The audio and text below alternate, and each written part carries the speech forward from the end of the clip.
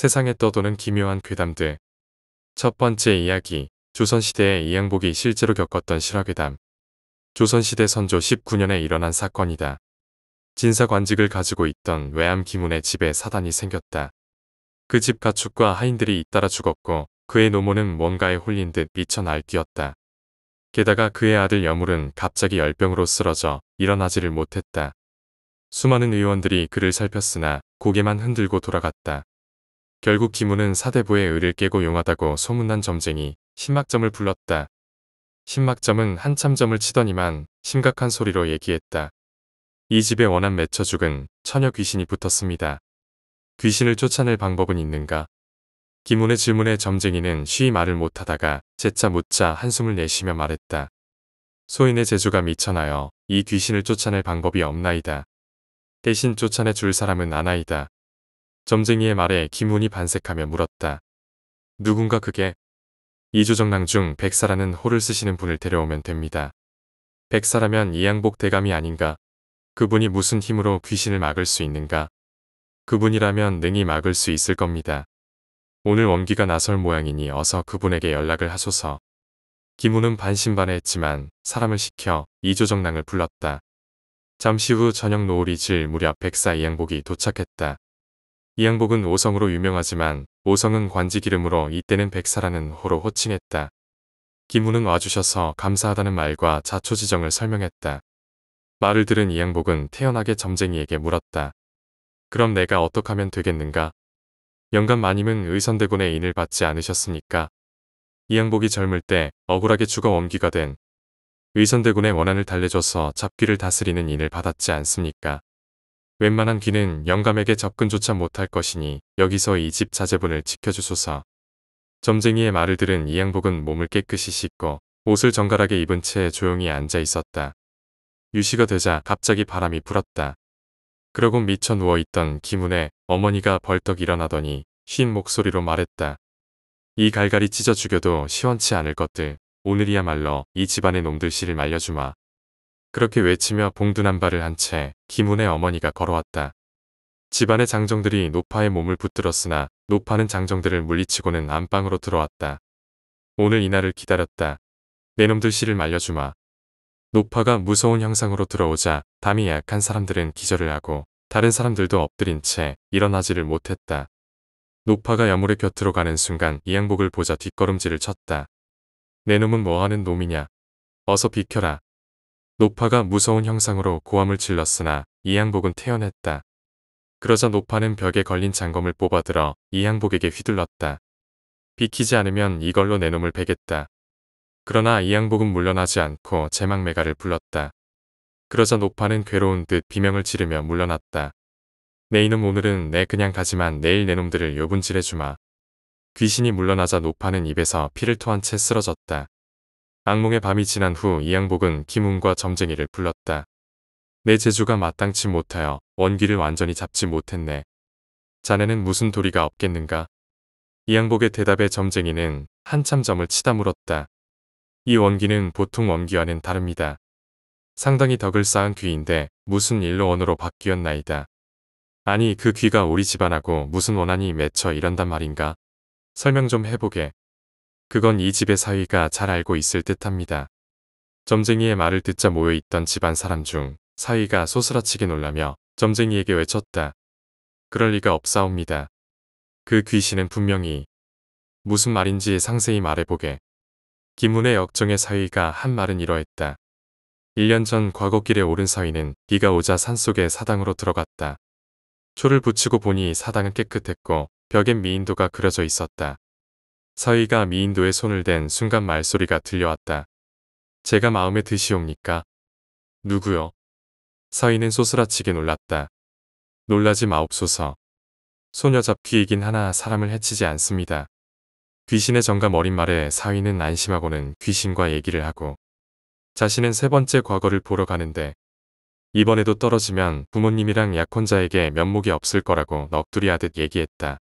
그럼 소녀가 도와드리겠나이다. 제 초상화를 가져가소서. 대신 제 부탁을 한 가지 들어주셔야 합니다. 비록 보이지는 않았지만 초상화가 마음에 들고 처지가 급해 귀신의 말을 들었다. 그러자 실제로 과거에 붙었고 장가도 들었다. 사위의 얘기를 들은 김훈이 노했다. 내 놈이 귀신을 부린 게구나. 아니옵니다. 장인어른 저의 말을 들어주소서. 사위의 말에 김훈은 잠시 화를 다스렸다. 처음엔 귀신의 말을 듣고 운수가 대통할 수 있었는데 어느 날 귀신이 약조를 지키라고 하더이다. 무슨 부탁이냐고 하니까 제 처남을 죽게 할 테니까 영혼 결혼식을 시켜달라고 하더이다. 도저히 안 될 말이라 박쥐고기를 양념을 해서 귀신한테 먹게 하니 귀신이 피를 흘리며 사라지기에 전 죽었는 줄 알았나이다. 라고 사위의 말이 끝나자 점쟁이가 물었다. 서양과는 달리 동양에서는 박쥐를 천사라고 하여 성스럽게 여기고 귀신이 박쥐고기를 먹으면 죽는다는 얘기가 전해집니다. 아직 초상화를 들고 있어? 점쟁이의 말에 잠시 머뭇거리던 사위는 초상화를 내놓았다. 아직까지 귀신에게 홀렸구려. 초상화를 보아한데 원래 원기는 아닌 듯합니다. 단 죽을 뻔했던 원한 때문에 악귀가 됐습니다. 원래 박쥐고기를 먹으면 귀신은 죽기 마련인데 누군가 귀신을 치료한 듯합니다. 아니 누가 귀신을 치료할 수 있단 말인가? 김훈의 질문에 점쟁이는 잠시 한숨을 쉬며 말했다. 앞으로 수년 후 큰 난리가 일어날 때 조선을 위해 큰 역할을 할 사람들이 있사옵니다. 그중 한 명이라면 귀신을 치료할 수 있사옵니다. 그게 누군가? 이양복이 묻자 점쟁이는 어렵게 말을 했다.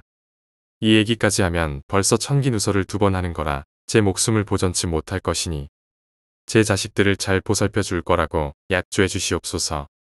김훈이 알았다고 고개를 끄덕이자 점쟁이는 2번 절하며 피를 토하며 말했다. 내의원 당사관 허준을 부르시옵소서. 쓰러진 점쟁이는 그대로 요절을 했다.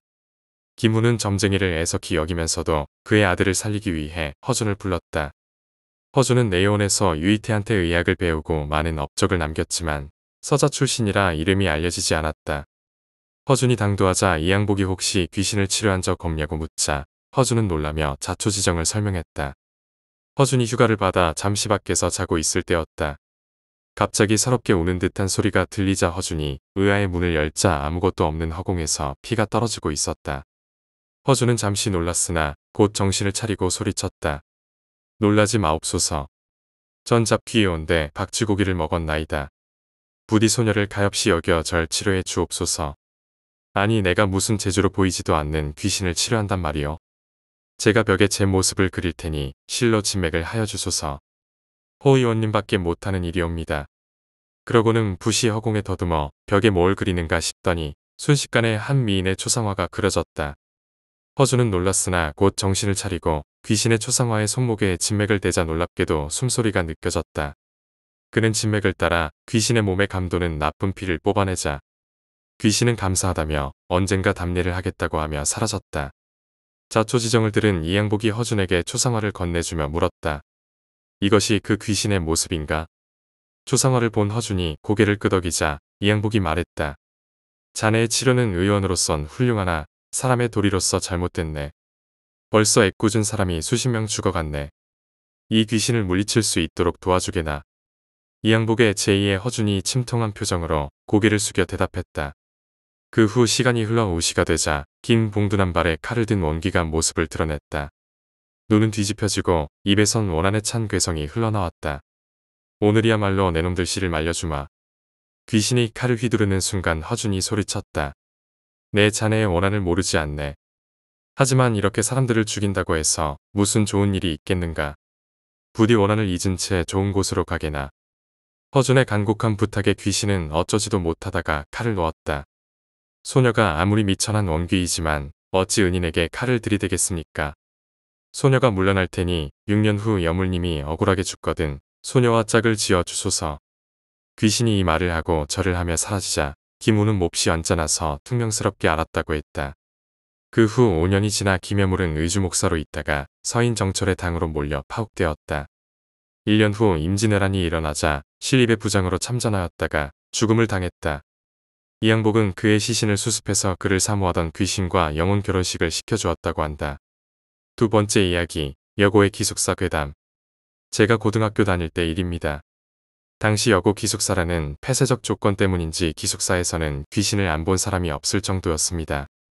자고 일어나면 천장은 멀쩡한데 바닥과 요에는 알 수 없는 피가 떨어진 모양 그대로 남아있거나 혼자 있던 방에서 거울을 보면 뒷자리에서 가만 서 있는 룸메이트. 물론 뒤를 돌아보면 아무도 없었습니다. 저희 기숙사는 특이하게도 침대방이 아니라 온돌방이었고 기숙사의 분위기보다는 가정집의 분위기가 더 짙은 곳이었습니다. 그래서인지 방의 개념도 희미해서 서로 방을 바꿔 잔다든지 친구들이 서로 다른 방에 가서 자는 일이 흔했었죠. 당시 저는 무서움을 안 타는 성격인지라 귀신을 보았다는 그런 상황을 즐기던 타입이라 웃어넘기곤 했었는데 고등학교 2학년에 올라가면서 3인실을 쓰게 되자 상황이 달라졌습니다. 저는 자는 포즈가 똑바로 누워서 가슴에 손을 얹고 일어날 때까지 자세가 변하지 않고 자는 타입인데 3인실을 쓰게 되자 일주일에 한두 번은 꼭 가위에 눌렸습니다. 사실 가위에 눌리는 건 귀신의 장난이 아닌 심리적 스트레스일 것이라고 생각하며 대수롭지 않게 넘겼었죠. 그런데 여름으로 다가갈수록 가위 눌리는 횟수가 늘었습니다. 그러던 어느 날, 그날은 가위도 눌리지 않고 모처럼 편히 자다 새벽 5시경에 갑자기 눈이 떠졌습니다. 잠든 지 2~3시간밖에 지나지 않았던 터라 정말 신기했습니다. 새벽 5시쯤인데도 여름이 가까워서인지 창 쪽에서는 벌써 날이 조금씩 밝아지고 있었고 제 왼쪽을 보니 사람 그림자가 뚜렷하게 3명이 보였습니다. 처음에는 새벽이라 그림자도 잘 보이네 라고 생각했지만 다시 생각하니 제 방은 3인실이라 저 옆에 있는 2명의 그림자만 보여야 했습니다. 하지만 잠에 상당히 취했던 터라 저는 옆방 친구가 놀러와서 자나 하고는 다시 잤습니다. 그런데 다음날 아침 어제 다른 방 애가 우리 방 와서 잤었어? 라고 물었지만 친구는 시험 기간이라서 둘 다 새벽 5시까지 공부하다가 잠들었다고 합니다. 그리고 한 명은 자려고 누웠는데 바로 가위에 눌려서 너무 무서운 나머지 도서관에 있었다고 했습니다. 그리고 생각해보니 저와 제 친구가 누웠던 자리는 그림자가 안 보이는 자리였습니다. 그럼 그 2명의 그림자는 누구였던 걸까요? 그 뒤로 저는 자는 습관을 바꿔 똑바로 누워 자지 않습니다. 세 번째 이야기, 마지막 전화. 4년 정도 지났을까요? 당시 내 친구 A에게는 대학에서 만난 여자친구인 B가 있었습니다. 나도 여자친구와 사귀고 있었기에 4명이서 같이 노는 일이 많았습니다. 그리고 4년 전 겨울이었습니다. 그 A는 밤늦도록 아르바이트를 하고 새벽 2시쯤 집에 돌아왔다고 합니다. 주말이다 보니 평소보다 손님이 많아서 집에 돌아오니 녹초가 되어 바로 잠에 들었습니다. 그런데 잠시 뒤 전화벨이 울리기 시작했습니다. 전화를 건 것은 B였습니다. 무슨 일이야, 이런 시간에? A가 잠에 취해 그렇게 말했지만 언제나 밝게 대답하던 B의 반응이 이상했습니다. 아직 안 자고 있었구나, 미안해. 그녀의 대답은 곧 들려왔지만 어쩐지 전파 상태가 좋지 않은 듯 때때로 지지직거리는 소리가 섞여 들어오고 있었습니다. 어디에 있는 거야?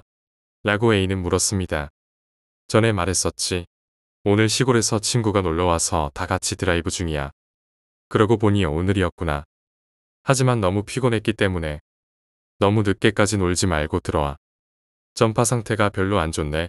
고속도로야? 이렇게 말하며 빨리 전화를 끊으려고 했다고 합니다.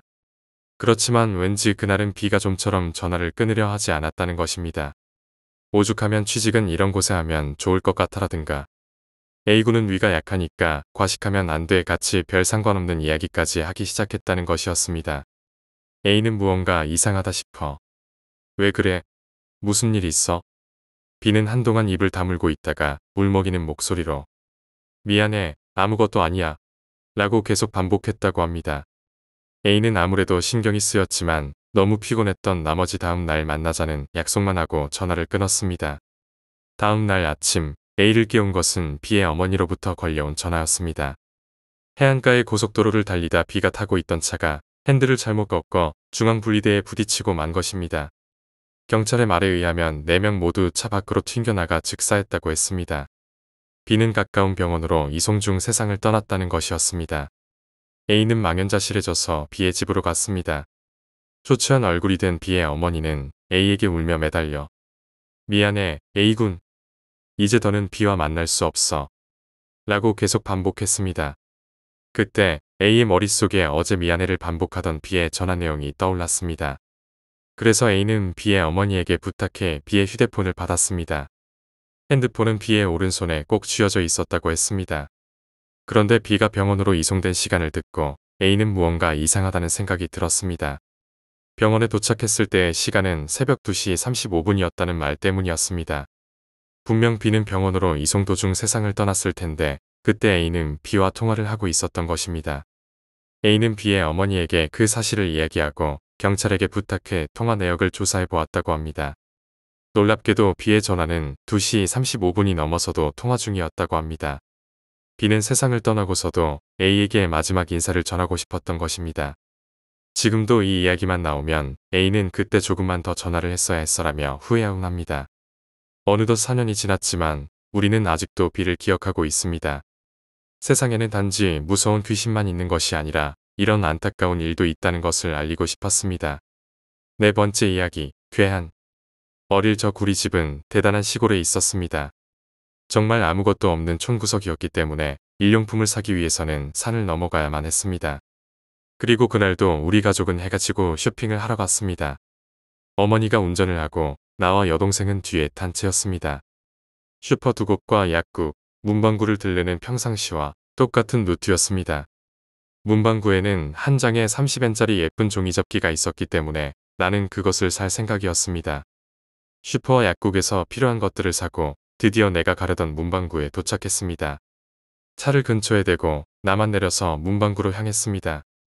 하지만 문방구는 임시 휴업이라는 벽보를 붙여놓고 문을 닫은 채였습니다. 어쩔 수 없이 나는 차로 돌아가 어머니에게 다른 문방구에 데려다 달라고 부탁했습니다. 하지만 어머니는 아무 말 없이 차를 출발시켰습니다.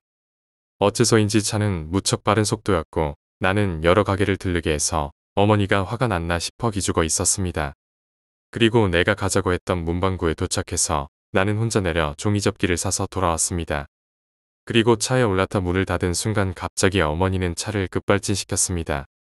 대로를 엄청난 스피드로 달려 교차로에서 차가 다니는데도 억지로 파고들어 유턴을 했습니다. 반쯤 패닉에 빠져 있는데 등 뒤에서 쾅하고 큰 소리가 났습니다. 뒤를 돌아보자 교차로에서 교통사고가 일어난 것이었습니다. 그렇지만 어머니는 차를 세우려고 하지 않았습니다. 겨우 집에 도착했을 때는 완전히 지쳐 있었습니다. 어머니 역시 얼굴이 새파래져서 배가 아파서 그랬어, 미안해 라고 말한 뒤 바로 잠자리에 드셨습니다. 그 후 나는 이 일을 잊어버렸지만 2년 뒤 여동생에게 진상을 듣게 되었습니다. 그날 여동생은 드라이브에 따라 나선 것이라 쇼핑에는 따라오지 않았고 계속 차 안에서 만화책을 읽고 있었습니다. 그런데 그러던 와중 이상한 것을 깨달았던 것입니다. 아까 전부터 계속 같은 차가 주변에 있다는 것을요. 자세히 보자 40대의 남자가 차에서 내리고 어머니와 내 뒤를 따라 약국에 들어가더라는 것이었습니다. 게다가 우리가 나오자 마치 따라오는 것처럼 그 남자도 바로 따라 나왔다고 합니다.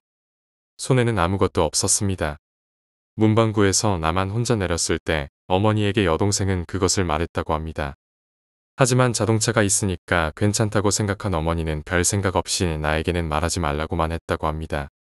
그리고 두 번째 문방구에서 또다시 내가 혼자 내렸을 때였습니다. 또 그 남자가 차에서 내려 문방구로 향했다는 것입니다. 그 남자야, 엄마. 언니가 위험해.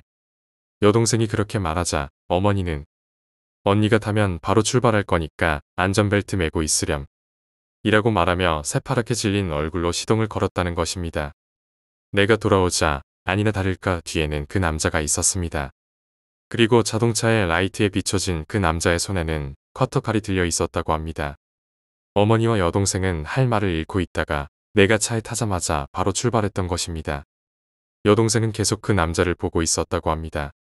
그는 곧바로 자신의 차에 타서 우리를 따라왔다고 합니다. 하지만 우리 차의 갑작스러운 유턴에 대응하지 못하고 그대로 교차로에서 맞은편 차와 충돌했던 것입니다. 지금 나는 대학생이고 안전하고 행복하게 살고 있습니다. 언제나 어머니와 여동생에게는 감사하는 마음을 가지고 있습니다. 운동신경도 전혀 없고 언제나 느리게 운전하던 어머니가 그날 보여줬던 모습을 떠올리면 정말 어머니는 무엇보다도 강하다는 생각을 하게 됩니다. 다섯 번째 이야기, 도토리. 내가 초등학생이었던 무렵의 이야기이다.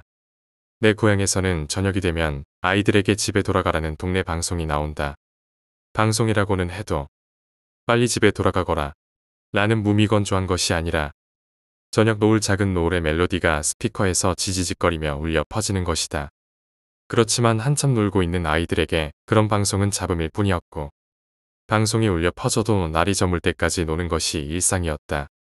하지만 지금 와서 생각해보면 그 방송은 어른들의 경고였을 것이다. 나는 그날 혼자서 도토리를 줍고 있었다. 우리 마을에는 도로에서 조금만 벗어나면 바로 산이 있었다. 그 산은 아이들에게 거대한 놀이터와 같았다. 바삭거리는 낙엽을 밟으면서 나는 예쁜 도토리를 찾아 걷고 있었다. 하나를 찾으면 주저앉아 그것을 줍고 근처에서 또 도토리를 찾아냈다. 그런 식으로 나는 계속 깊은 산속으로 들어가고 있었다. 나는 그때 도토리를 줍는 것에 완전히 몰두하고 있었다. 아이들은 종종 하나의 일에 집중하기 시작하면 주변엔 전혀 눈에 들어오지 않게 되곤 한다. 그날 나도 그런 상태였다. 멀리서 저녁 노을의 멜로디가 들려오기 시작했을 때도 나는 신경 쓰지 않고 있었다. 벌써 시간이 그렇게 됐나 싶으면서도 조금 더 주워야겠다는 생각으로 도토리를 계속 줍고 있었다. 얼마나 되었을까? 손에 든 비닐봉지에는 도토리가 가득 채워져 있었다. 나는 만족해서 자리에서 일어났다. 그리고 나는 그제야 주변이 어두워졌다는 것을 알아차렸다. 갑자기 차가운 바람이 내 겨드랑이를 스치고 지나갔다. 나는 갑자기 불안해지기 시작했다. 집에 돌아갈래. 무서움을 떨쳐내려고 나는 소리내서 말했다.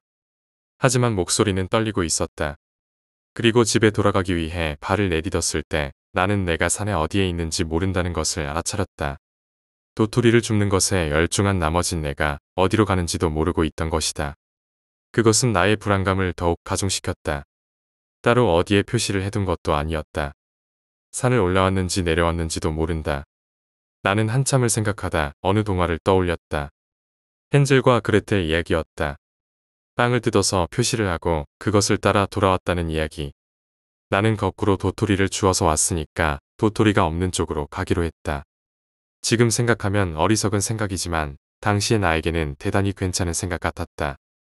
하지만 그것은 생각만큼 쉬운 일이 아니었다. 도토리는 어디에나 떨어져 있었고 해가 진 상황에서 도토리가 없는 쪽을 찾는 것은 불가능에 가까웠다. 나는 옆에 있는 바위에 걸터앉아 어찌할 바를 모른 채 있었다. 그리고 때때로 멀리서 들려오는 정체 모를 짐승의 울음소리에 겁을 먹고 있었다. 점차 어둠 속에서 이상한 것들이 보이기 시작했다. 옛날 이야기에서 들었던 산에 사는 거대한 짐승. 산에서 조난당해 죽은 사람들의 귀신. 차례로 어둠 속에서 나타났다 사라지는 환각을 보며 내 정신은 점점 흐릿해져 가고 있었다. 나는 이대로 죽는 것일까? 공복과 추위, 환각에 시달리던 나는 그런 생각까지 하고 있었다. 몽롱한 와중에 나는 무엇인가가 낙엽을 밟으며 걷고 있는 소리를 들었다.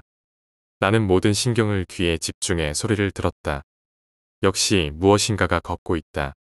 소리에서 그것이 네 발 달린 짐승의 것이 아니라는 것은 알 수 있었다. 그렇다면 인간인 것일까? 소리의 방향으로 시선을 돌렸지만 아무것도 보이지 않았다. 하지만 소리는 계속 들려왔다. 사람일까?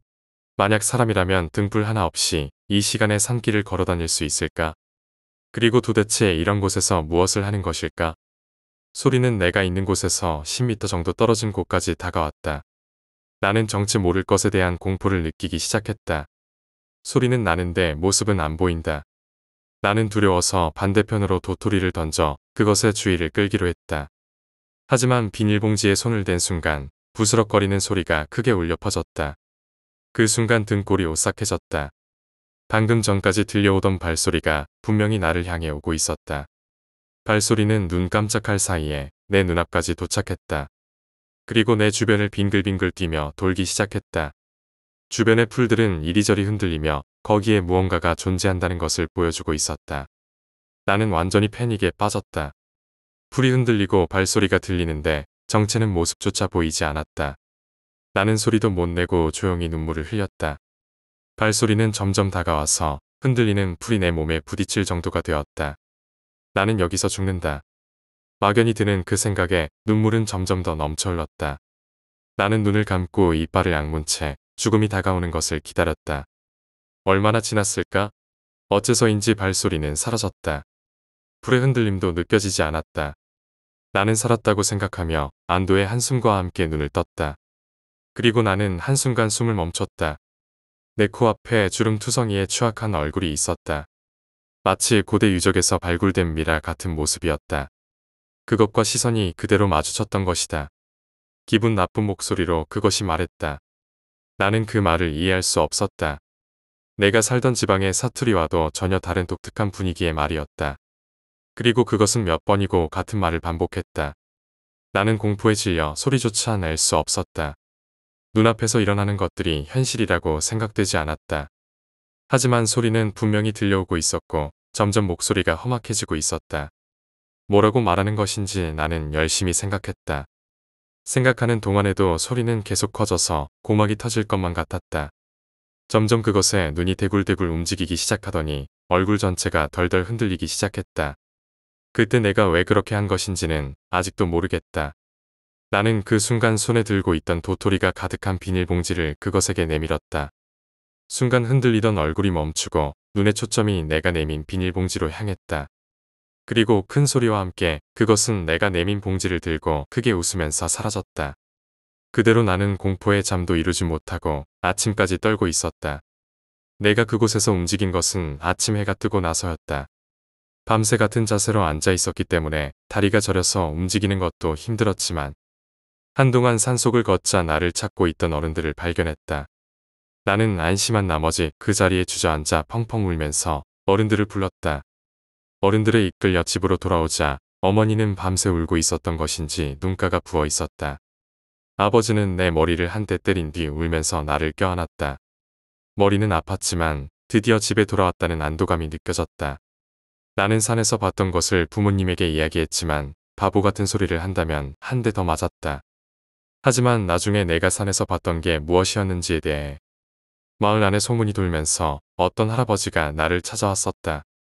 할아버지는 오래전부터 마을에 사시던 분으로 우리 마을의 역사에 관한 책을 쓰고 계신 분이었다. 나는 할아버지에게 내가 봤던 것을 자세히 얘기하고 그것이 무엇이었는지 여쭤봤다. 할아버지는 생긋 웃으면서 그것은 산신이라고 대답해 주셨다. 이 마을에서는 먼 옛날 가을에 수확을 거두면 산신에게 감사와 함께 내년의 풍년을 기원하며 공물을 바쳤다는 것이다. 나는 그때 도토리를 내밀었었다. 할아버지는 만약 그때 내가 도토리를 가지고 있지 않았다면 나를 곡물로 데려갔을지도 모른다고 말하셨다. 오래된 일이지만 지금도 가을이 돼서 해가 빨리 저물 때가 되면 그때 그 산신의 모습이 생각나곤 한다. 6번째 이야기, 조난자. 아는 사람에게 들은 이야기입니다. 25년가량 전 더운 여름이었습니다. 어떤 어선에서 구조 신호를 보내서 구조를 하기 위해 헬기가 출동했습니다. 현장은 바람이 강해 파고가 높고 강한 파도가 치고 있었다고 합니다. 그렇지만 다행히도 헬기는 전복한 어선과 근처에서 바다에 떠있는 승무원들을 금방 발견했습니다. 조난자는 총 4명. 갑작스러운 사고였던지 구명조끼를 입고 있는 사람은 1명뿐이었고 나머지는 그 사람에게 매달려 있었다고 합니다. 헬기에서는 즉시 구조활동에 들어갔지만 강풍과 파도 때문에 구조는 난항에 빠졌습니다.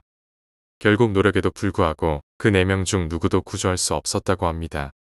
그리고 며칠 뒤 구명조끼를 입은 남자의 익사체가 발견되었습니다. 그런데 수사 도중 이상한 점이 발견되었습니다.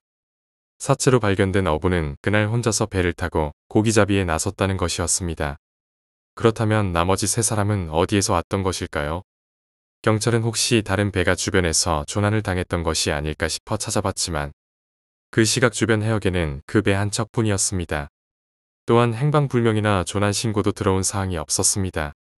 도대체 구조대가 보았던 나머지 3사람은 누구였을까요? 어쩌면 그 3사람은 가라앉지 않기 위해 구명조끼를 잡고 있던 것이 아니라 어부를 받아 밑바닥으로 끌어들이려고 하던 것일지도 모릅니다. 7번째 이야기, 고양이 선생님. 동네 잔칫날 형이랑 형의 선배에게 들은 이야기다. 그다지 모범생은 아니었던 형이 고등학교에 다닐 때 아지트로 삼고 있던 폐병원이 있었다. 지역에서는 심령 스팟으로 유명했지만 형보다 몇 기수 위의 선배들이 아지트로 사용하기 시작한 이후로는 담력을 시험하러 오는 사람은 사라져 버렸다고 한다. 병원의 안은 완전히 황폐해져서 정리는 하나도 되어 있지 않았다. 여기저기 진찰 도구나 서류가 널려 있어 마치 야반도주라도 한 것 같은 모양새였다. 어느 날 밤 형은 평소처럼 병원에서 시간을 보내고 있었다. 그러다 형이 혼자서 복도를 걷고 있는데 어떤 방에서 이리로 오세요라는 말이 들렸다고 한다. 무엇인가 싶어 문을 열었더니 그곳은 진찰실이었다. 그리고 방 가운데의 책상 위에는 고양이가 살짝 앉아 있었다는 것이다.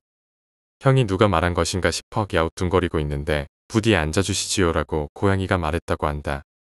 왜인지 모르겠지만 형은 진짜를 받아야지라는 생각이 들어 둥근 의자를 끌어와 고양이 앞에 앉았다고 한다.